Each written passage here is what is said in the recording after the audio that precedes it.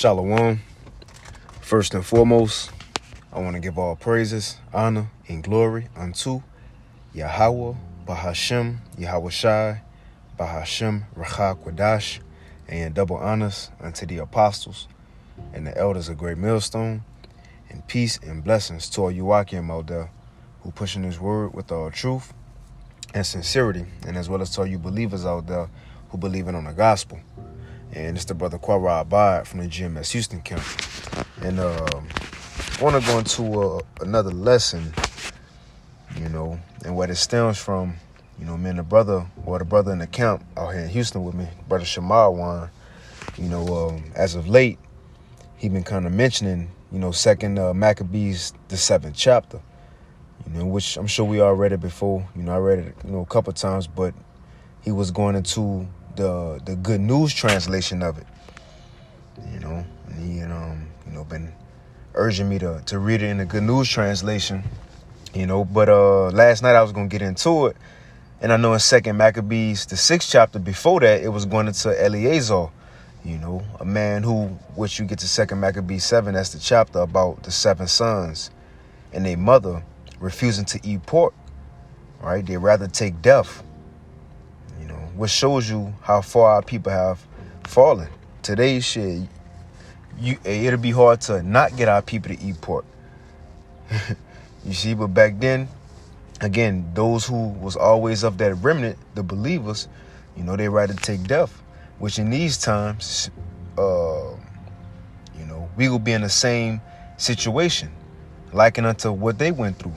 That was their hour of temptation, which many of our forefathers had their own certain hour of temptations. Ours happen to be in this current age we living in, is when every man, woman, and child gonna be tried with that MOTB. You see, which we know it as being that RFID hip. That's in order for you to get by in society, buy and sell, you're gonna have to put that device in you. Well, again, our forefathers before, they had their own certain hour of temptations. All right, you had Hananiah, Azariah, and Mishael, or better known as Shadrach, Meshach, and Abednego, when they got thrown into the fiery furnace for not bowing down on Nebuchadnezzar's statue. And Daniel in the lion's den, many others. Well, going back to 2nd Maccabees 7, the 7 mothers, the 7 sons and their mother rather take death than eating pork. And the man in the chapter before, Eleazar, the elder man, because it started with him. Not started with him, the events, it didn't start with him, but, going into those accounts, explaining the integrity of our forefathers, man. And he gave his example as well. So this is what I want to do. I'm going to just read, I guess a little story time, but I do want to get a precept first. But I just want to read these chapters. We're going to, read them together, see how far we go with them on my lunch break. So we got a little time, a couple minutes, so we'll get into it. But let's start with this first in Romans, the 15th chapter and the 4th verse. It's Romans 15 and 4, and Lord willing, this lesson be edifying. We'll just grab precepts as we read, whatever the Lord feed us. So this Romans 15 and 4.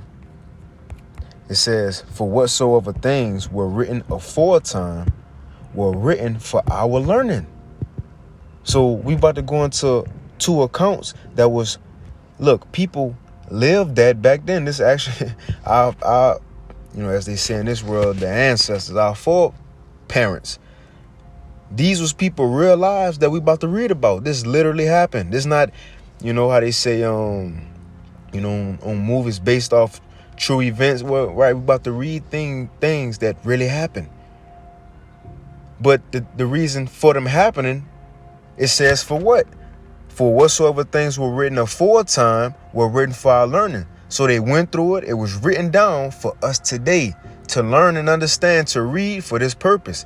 It says that we, through patience and comfort of the scriptures, might have hope. So the Most High put our forefathers through certain things, put our nation through certain things back then. Looked like, back against the wall situations, then came save them up out of that, man, when it seemed impossible. So we have to read these accounts. That's why it's important to read the scriptures. That's why I say in Romans 10, how shall you call on him in whom you have not believed? The way for us to get acquainted with our Father, with our Lord, is to read about him. See how he get down. See how he get down, man. So when we get in our times, we coming in, we can reflect on what we read about our power and have comfort and hope to know, well, look, he can save us out of this too if he did it back then. He ain't get old, His powers ain't dwindle. He ain't lose no virtue. He can still do the same things he did back then, even these times and greater, and he gonna have to do greater because it's a time like never before. So we gonna be a part of divine intervention and miracles that never was seen before. In order for us to be saved out of a time like never before, the Most High will have to do miracles to save us out of this time that never happened on earth, man. You see? But again, let's get that second Maccabees, and we gonna read it in the GNT. And if it hit my spirit to go to the KJV, then we will. But let's get one of these accounts, because we about to come into a similar situation when that MOTB be mandated, and that's right around the corner. Each man and woman go be tried, and what's the sentence against it? If you don't get it, one, you're going to get cut off in society first and foremost, so that's a slow death, because now you got to, not us, but the people in the world, they're going to have to fend for themselves getting money. I mean, not money, but food, water, shelter, so on and so forth. Now, the government could give it to you and help you with those things as assistance, but you're going to have to get this device in you. See, but on our belief, we know we got the Lord who will provide. We don't need Esau and the government to provide. But if people don't get this MOTB, you will get cut off from society and a chance of your head getting cut off for not getting it. Well, going into second Maccabees, it's in the time of the Greek Empire.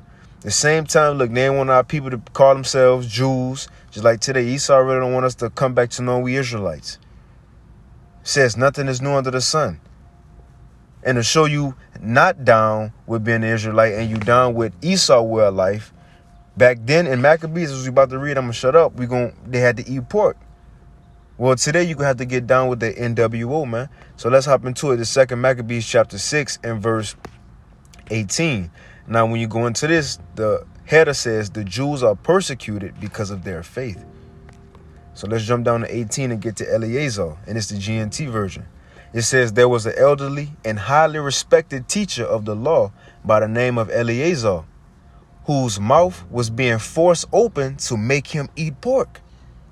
But he preferred an honorable death rather than a life of disgrace.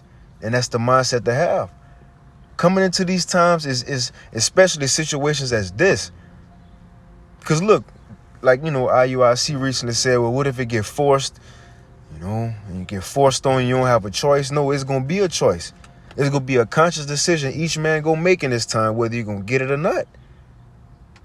That's the point of being tempted, a temptation, right? So right here, you look, either take it or not, or take a death. Well, that's our mindset as this man. He rather die. What it says, he preferred an honorable death. And as we go in the latter end of the chapter, he understood, because look, dying for righteousness, your name go live on.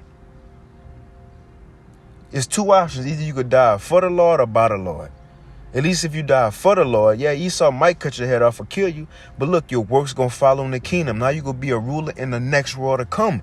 You're going to be remembered for what you did for the Lord in the next world to come, man. Just like, the day people go up to Jordan, little kids happy to see Curry and the celebrities and ask, man, you did this, you did that, right? You dropped 81 points. When the kingdom, they could be like, man, Father Abraham, you was about to sacrifice Isaac. Con.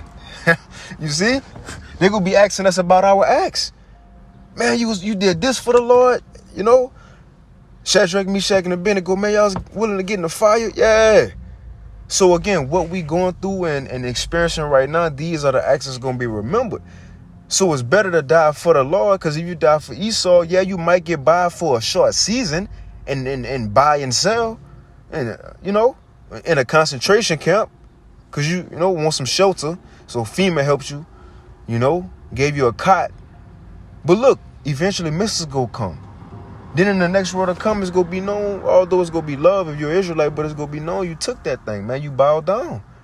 So again, it's better to die for the Lord. Let's get back to it. It says 2 Maccabees 6:20 in the GNT. But he preferred an honorable death rather than a life of disgrace. So he spit out the meat and went willingly to the place of torture. He walked to it, showing how people should have courage to refuse unclean food, even if it cost them their lives, man. Come on. And spiritually, that unclean food today, that spiritual pork, is what? The MOTB. It says those in charge of the sacrifice had been friends with Eleazar for a long time. And because of this friendship, they told him privately to bring meat that was lawful for him to eat. He need only to pretend to eat the pork, they said, and in this way he would not be put to death. So look, his friends, niggas in the world, but he just happened to be cool with them. So they said, man, look, we over this. We the ones who doing it. So in other words, they sold out already. They took it already. That's like family members today. Just act like you're taking it all, because they already got it. They already ate it. So they said, look, just go get you some lawful meat, some turkey, some chicken, something like that, and just act like you eating the pork, but really eat the lawful meat, and we'll save your life. Now that's the easy way out, but again, that's the cowardly way out too, and that's why I wanted to read this man's story as well, because it's worthy to be remembered. Why? Because even 5 times, it ain't no point in even now. Of course, we can use God. Say, we walking into somewhere trying to, the Lord, guiding our spirit to go somewhere, and however it may happen, you act like you fitting in line, and as soon as you get up in there, you see you break away. You know how it be on them apocalyptic movies. But when it comes to getting that thing sitting down and acting like it, talking about the MOTB, what's the point of it? I wouldn't even want to play that, You see? But it says, let's continue, it says, verse 23, but Eleazar made a decision worthy of his gray hair and advanced age. In all his life, he had lived in perfect obedience to the Most High laws. So he replied, this is what he said, kill me here and now. Such deception is not worthy of a man of my years. Many young people would think I had denied my faith after I was 90 years old. What's the point of me doing this? These young people right here gonna see that and think I took the, MOTB. They gonna think I denied the faith. And it says, where I'm at. It says, if I pretend to eat this meat just to live a little while longer, right? It says it will bring shame and disgrace on me and lead many young people astray, man. Come on. And that's the thing. What's the point of bowing down the Esau system now? We at the end. Even if you bow down and take this sea help, look, it ain't like you gonna grow, go some more years, and your children, you gonna have children, and then they gonna grow up in college, and you're gonna send your daughter off to get married, your son off to get married. No, that's not about to happen. As soon as this MOTB be implemented, the time goes speed up, like the apostles always say, man. Hey, as the scripture say, even Yahweh Shai, he said the time got to be shortened in those times. So look, even if you get it, just like Moses, that's you enjoying pleasures of sin for a season. And now when the Lord come, when destruction and plagues come, you got to be dealt with. So what's the point? Even without taking that thing, the Lord still gonna provide for us as believers. So it's like a win-win situation. But again, going back to what this man said, what's the point of faking it? It says, if I pretend to eat this meat just to live a little while longer, it will bring shame and disgrace on me and lead many young people astray. Now they could think it's cool to take it. Believers, now casting a stumbling block in front of believers. You faking like you took it. And so they think, okay, well, shit, Eleazar, we know he was, solid, in the spirit, a man of faith. Well, we could take it too. I guess the Lord have mercy on us, and get other people to go off. So he said, look, I'm not even doing that. It says, if I die bravely, Salaki, I skipped a verse. Verse 26. For the present, I might be able to escape what you could do to me. But whether I live or die, I cannot escape the almighty power. Come on. So he knew, look, either I could die for the Lord or by the Lord. But look, if I die for the Lord, it's cool. Now, I might not escape your hand. You might kill me, but I know I'm a innocent, a blameless in the sight of the Most High. Or I could be scared of man and rather not listen to the Lord and be scared of man and eat this stuff, eat this pork, or take this MOTB. But now when the Lord come, you got to be dealt with. At least the Most High, Yahweh and Yahushua can save us from anything man or Esau could do. But man can't save us from nothing the Lord could do to us, man. So it says, for the present, I might be able to escape what you could do to me. But whether I live or die, I cannot escape the almighty power. If I die bravely now, I will show that I deserve my long life. It will also set a good example of the way young people should be willing and glad to die for our sacred and respectful laws. As soon as he said these things, he went off to be tortured, and the very people who had treated him kindly a few minutes before now turned against him. And that's like family today. When times get hard, Yahweh already told us, even family go turn. They already got it. They feel condemned. You know, the police, they watching out for the police. You turn them down. Now they want to help getting you grabbed up. And it says, and the very people who treated him kindly a few minutes before, said the friends that grew up came up with him.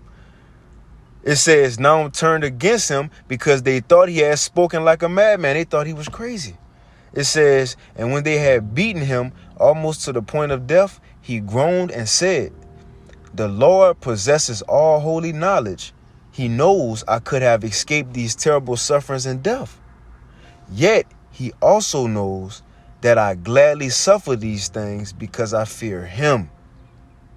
It says, so Eleazar died, but his courageous death was remembered as a glorious example, not only by young people, but by the entire nation, man. Even to us today. And really, I kind of like how that said that in the KJV, how I end off that chapter. Let's read it again in the KJV, and then we can go to chapter 7. I got about 30 minutes left on my break. So this is 2 Maccabees 6 and 30 in the KJV. It says, but when he was ready to die with stripes, he groaned and said, it is manifest unto the Lord that have the holy knowledge, that whereas I might have been delivered from death, I now endure sore pains in body by being beaten, but in soul am well content to suffer these things because I fear him. So, man, he said, look, although I'm feeling these pains, right? And look, he on the way to die, just got beat, bleeding, you know, probably bones broke. And he said, yes, I feel a pain in my body, but in my spirit, I'm comforted because I know I did the right thing. And now he about to be face to face with the maker that he served, man, over man. And he go get rewarded in the next world to come, which we about to receive, and it ain't gonna be forgotten.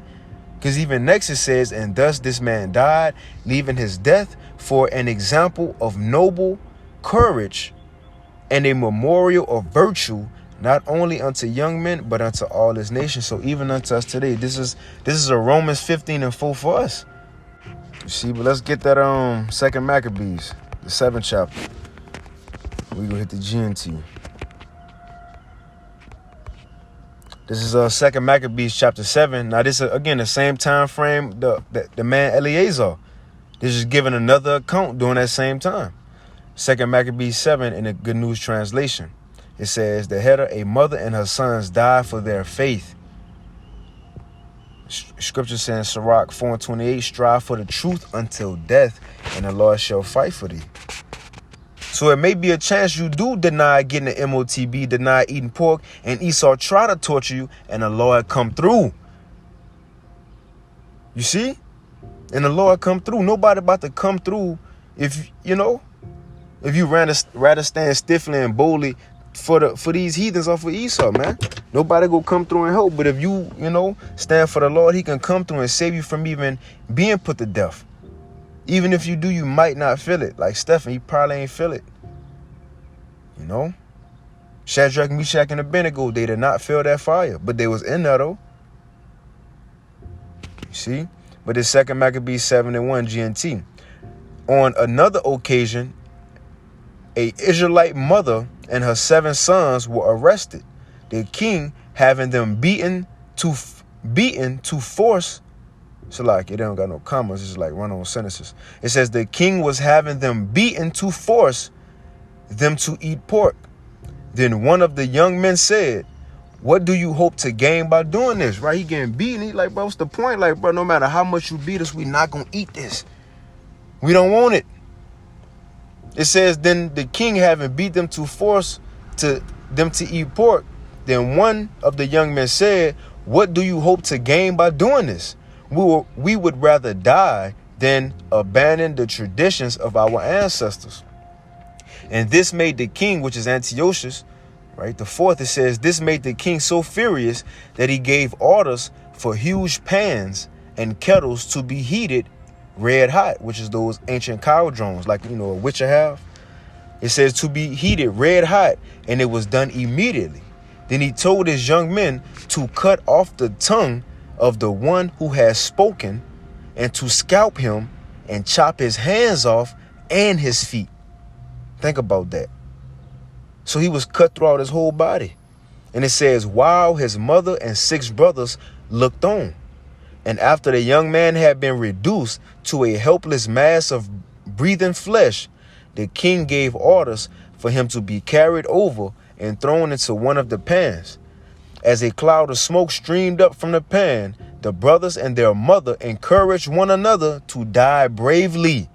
So they got, probably got in a huddle, a football huddle. I'm being funny, but they got in a huddle or came together. Like, look, man, look, hey, they already, just put to death, our brother. Let us go out just like that.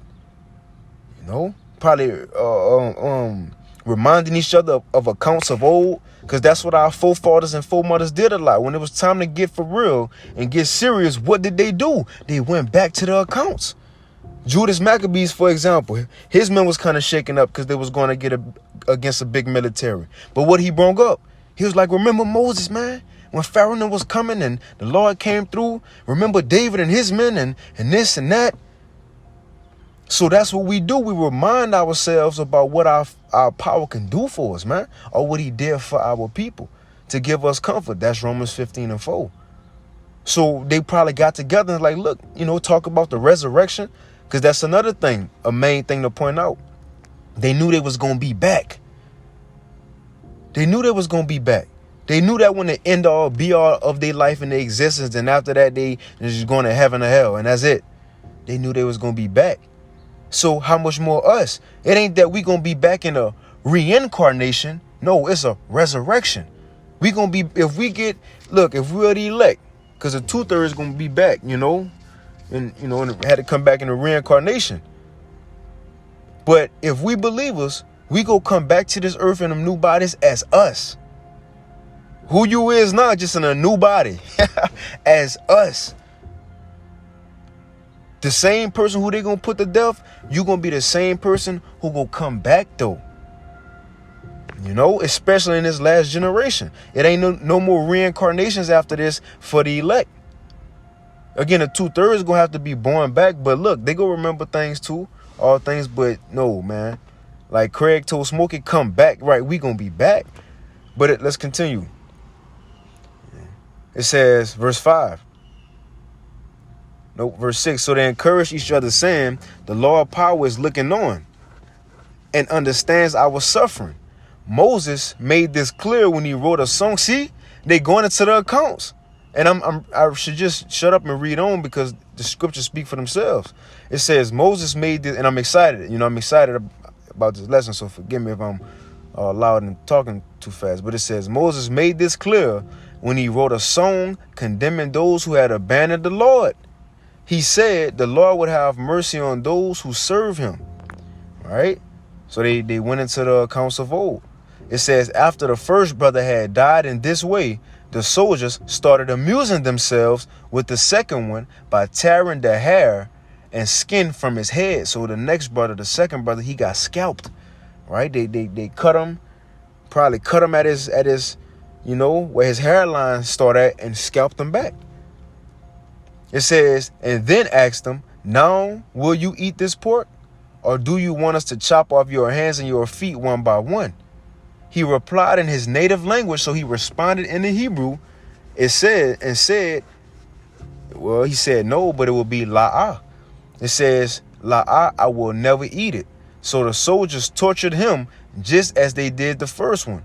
But with his dying breath, he cried out to the king. So this brother last breath. And I mind you, before each one of them going out, they got something to say. You know? And look, hey, in that same mindset what Yahushua said, some of us could be taken in front of rulers, governors, kings for a testimony against them. So before some of us may be tortured or put to death, man, the Lord gonna speak through us, man, have us cussing them people out, man. Right? Tell them, look, hey, Esau's cool. It's cool. Because look, in a short time, you gonna be in chains and you gonna remember me. You know? You gonna remember this. Come on. How much more now? Because they about to pretty much say the same things, but how much more now? It says, but with his dying breath, he cried out to the king and said, you butcher, you may kill us, but the king of the universe will raise us up from the dead and give us eternal life because we have obeyed his laws. Come on. This man way back then believed in a resurrection.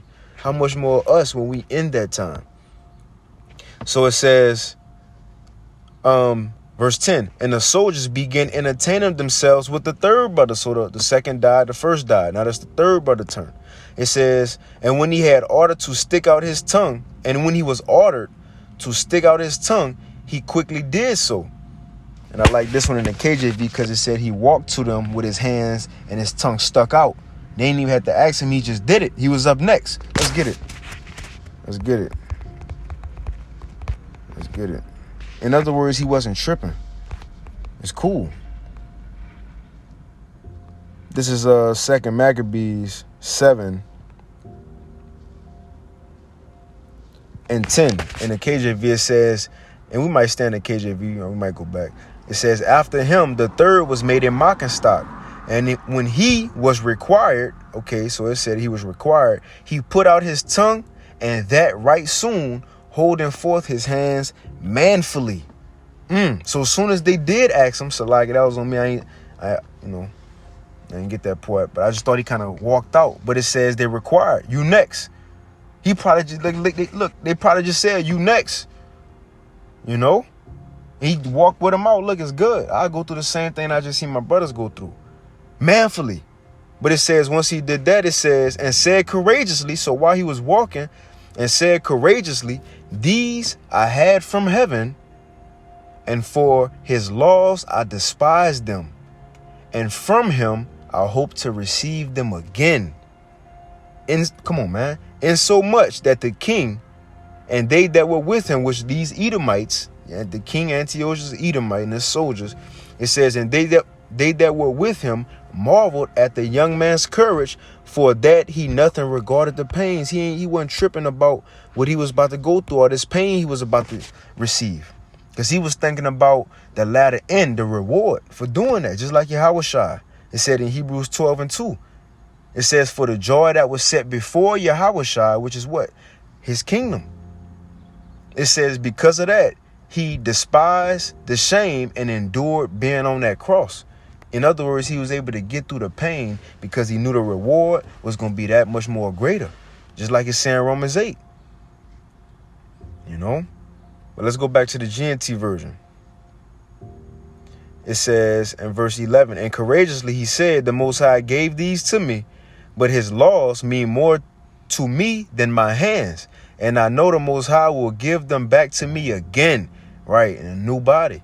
It says the king and those that were with him were amazed at his courage and at his willingness to suffer.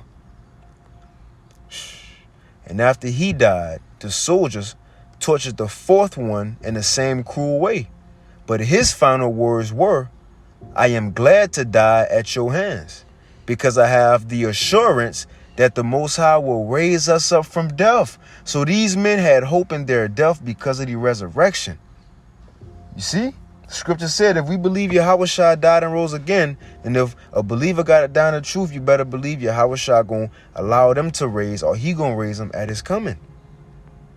None of this what we doing is for nothing. You see? It says, I am glad to die at your hands, and it's the fourth brother, because we have the assurance that the Most High will raise us up from death, but there will be no resurrection to life for you, Antiochus. Because Esau, look, after it's all said and done, you go be in chains. That's the rich man and Lazarus. You're going to look up, and now these 7 brothers and their mother are going to get their lick back on Antiochus and them Edomite soldiers, man. It says, and when the soldiers, this is the 15th verse, and when the soldiers took the 5th boy and began torturing him, he looked the king squarely in the eyes and said, you have the power to do whatever you want with us, even though you also are mortal, but do not think that the Most High have abandoned our people. Just wait, and the Most High will use his great power to torture you and your descendants. Come on, man. And Antiochus was an Edomite. So look, these men was comforted because they knew they was going to get the payback. How much more us today when we in that time where Esau ruling at his last end, the revised Roman Empire, and Jacob is about to be the beginning. We closer than what they were.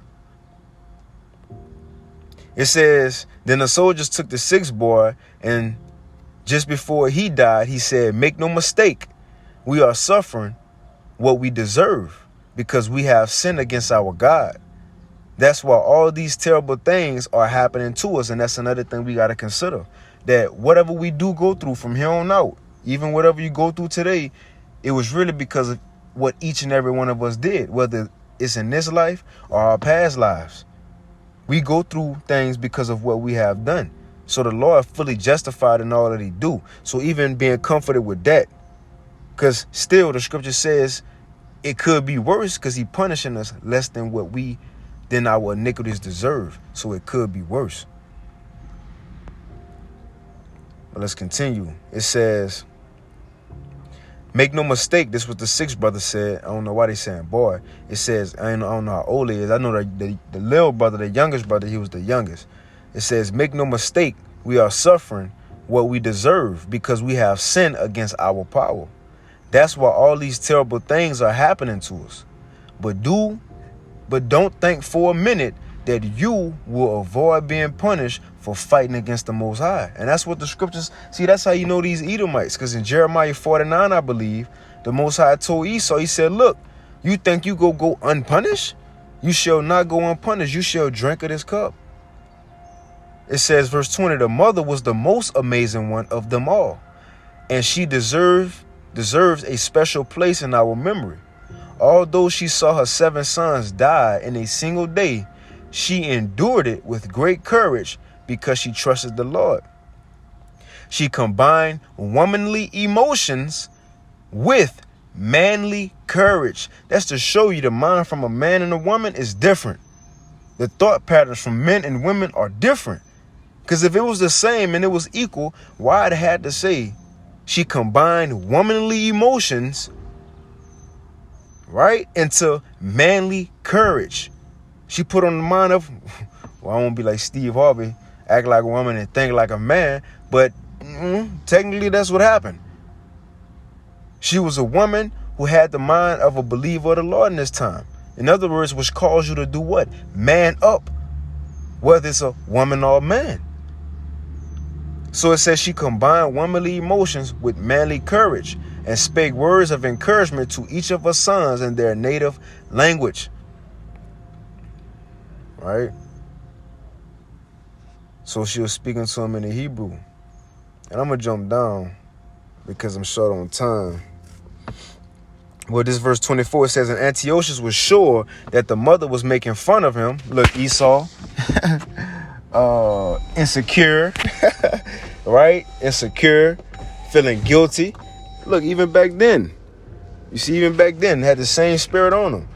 So the mother trying to motivate her sons just to take a righteous death, and he guilty, thinking the woman talking shit, which she probably was.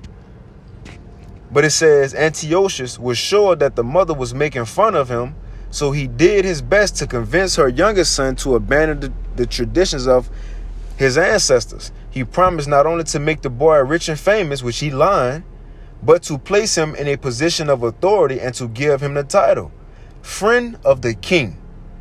Now, that's the perks that came with it. Oh, man, Salakia.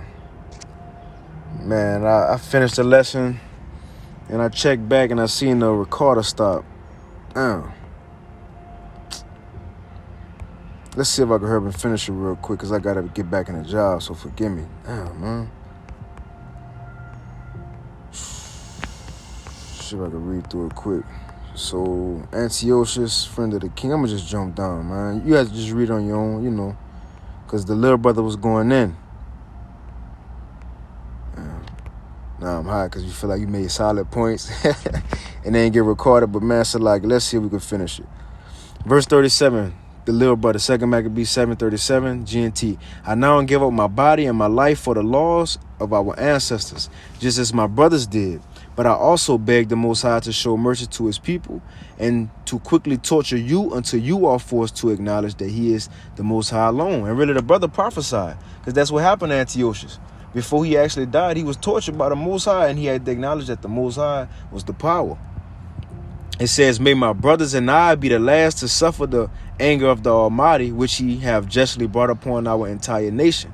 These words of ridicule made Antiochus so furious that he had the boy tortured even more cruelly than his brothers. And so the boy died with absolute trust in the Lord, never unfaithful for a minute. And last of all, the mother was put to death. You see, let's get this. I got this, Sirach 2:10. And his questions is about to ask. It says, look at the generations of old and see. I'm going to start walking in. It says, and see. The point is, and see what? It says, look at the generations of old and see. Now, how we look at the generations of old? We ain't got no, a time machine, you know? Time machine, go back in time. So how we do that? We read. We got to go back and read. That's the importance of reading these accounts. You see? It says, look at the generations of old and see, did ever any trust in the Lord and was confounded? That's a question. So did anybody of our nation trust in the Most High and the Most High left him hanging? You know? It says, or did any abide in his fear and was forsaken? Or whom did he ever despise that called upon him? And that's all questions. You see? Well, let's get the answer. We're going to use the scriptures to answer itself. Now, again, going into the importance of reading these accounts, right? Judas Maccabees' father, now ended with this. This is his father. Before he was about to die, he gave a pep talk to his sons to motivate them to look, keep pushing. But what did he bring up? Acts our fathers did in their time to motivate them. Look, you go out the same way. You see? Let's get it. This 1 Maccabees 2:49. It says, now when the time drew near that Mattathias should die, he said unto his sons, now have pride and rebuke gotten strength in the time of destruction and the wrath of indignation. And now therefore, my sons, be ye zealous for the law and give your lives for the covenant of your fathers. Now check out what he about to say. Call to remembrance what acts our fathers did in their time, so shall ye receive great honor and an everlasting name. So he's saying the same thing. Look at the generations of old. He just said in a different way, call to remembrance what acts our fathers did in their time. Same thing as the things that was written aforetime was written for our learning. You know? And it says, so shall ye receive great honor and an everlasting name. In other words, so you can go out like your forefathers and it's going to be remembered forever. They're going to talk about this in the kingdom, what we going through now. Again, why we don't have the accounts of the prophets and the apostles and the prophets, what they went through in Babylon the Great, right? The things they experienced in Babylon the Great, what they went through in Jacob's trouble. Why? Because we live in it. We live in it right now. So what we go through is going to be remembered. You see? Let's finish it. And again, before he even ended, he gonna run through some names of our forefathers. It says, was not Abraham found faithful in temptation, and it was imputed unto him for righteousness?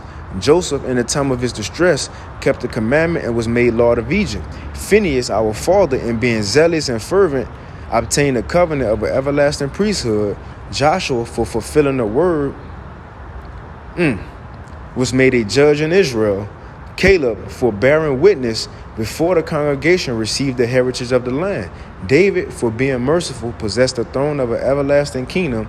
And Elijah, for being zealous and fervent for the law, was taken up into heaven. Ananias, Azariah, and Mishael, by believing, were saved out of the flame. That's Hananiah, Azariah, and Mishael.